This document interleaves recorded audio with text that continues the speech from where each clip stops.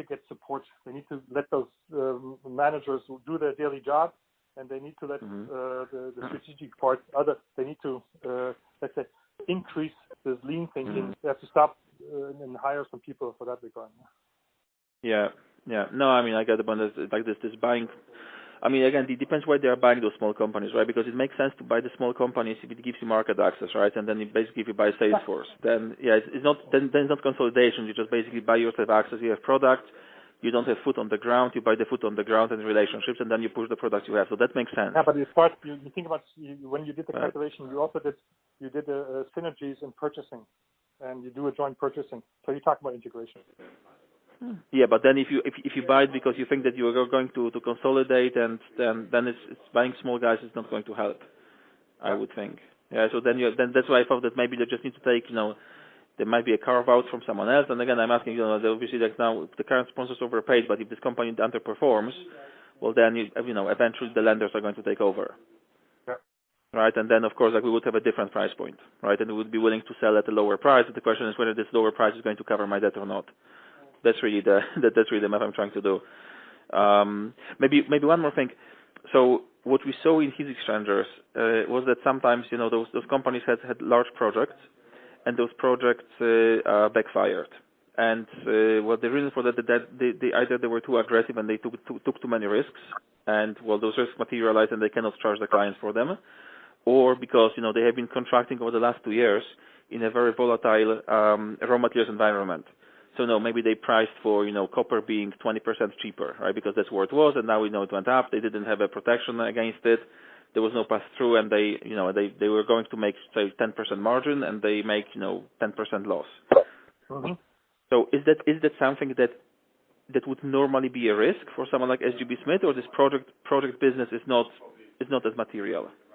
It's definitely project business, and I would say. From the nature, very similar to the heat exchangers, especially for the large transformers. You do mitigate the risks by currency exchange hedging, by copper hedging, fixing prices with suppliers over the time period as soon as you get the order intake, but securing as much as you can. That definitely is done, and I would say SGB Smith is in that capacity to be able to control that.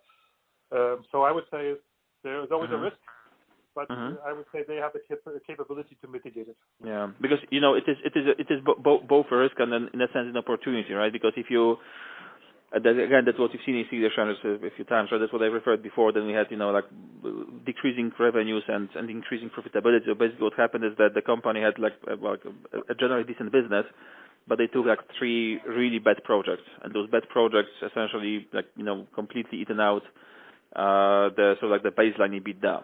And then those projects finished. So of course they lost a lot of money on those projects, but then they finished. They didn't take any new projects, and then all of a sudden profitability improved a lot, right? Because they didn't have this. They kept the positive, but they lost the negative. Yeah, so, but do you think possible that possible also for large transformers? Yeah. But do you think that this is something that might have happened to SGB Smith, or you would think that they had those projects under control? And the profitability loss I'm not aware that they got the issues here. The problems they have from the quality side are really, in one part is that they were given defective material, which was, let's say, not visible in when the material came in. Later on in the testing, we'll find out. Partly they made mistakes during production because of the, let's say, the undercapacity. I'm not aware of this type of that the project structure from the financial side that copper went up, copper went down, steel that they didn't manage the material prices. I'm not aware of those issues with SGB Smith. I'm not saying that they don't exist, but I'm not aware of it. The main are really from the quality side and from raw material. But again, this can be sorted out, right? But the problem is that that they actually show them as a one-offs, right? So when I'm doing my math, I'm trying to look at this, at the what they call the underlying margin or underlying EBITDA, and even on that basis, it's weaker, right? So that's the structures. All right. That's market. All right. Market. Okay. Yeah, which is worse, right? Because there's nothing they can do about it, really. Yeah. You said that they are already lean, right? It's not like they can cut a lot of costs. it's going to be difficult. I know that